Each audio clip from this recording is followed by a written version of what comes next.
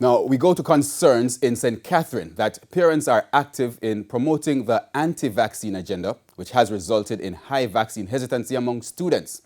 This at a time when reopening of school for face-to-face classes is largely dependent on the number of children who've been vaccinated. And as Kalisha Williams reports, there's also the threat of the Omicron variant of COVID-19.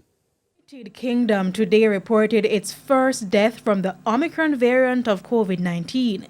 It came hours before Trinidad announced its first case of the new variant.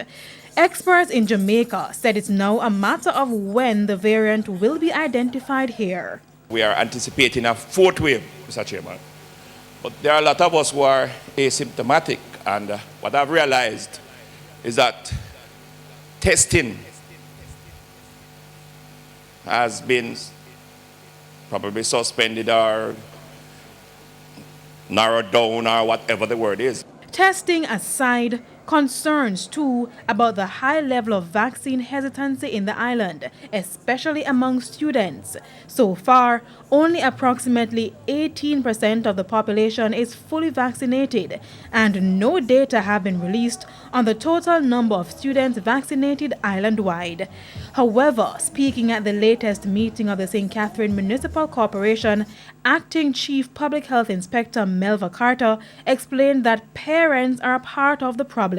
For Innswood, and there are others, their parents are telling them you are not to take the vaccine. We were told the St. Catherine Health Department has been visiting schools to administer the vaccines, but the response has not been favorable at some of the institutions.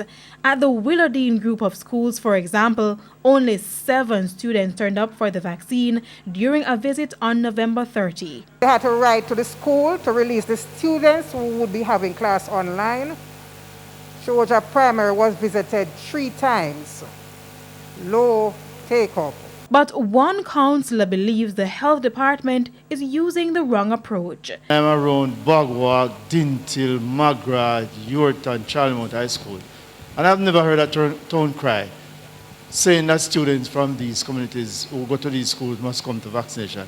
And I've never been told in a WhatsApp, email, nothing. And I believe that I know a whole heap of the people never go to school and the parents, and I could help to send them go to the vaccination too. The World Health Organization had indicated that booster vaccination is the only way to control the spread of the Omicron variant and lessen the impact of the 4th COVID wave. Kalisha Williams, TVJ News.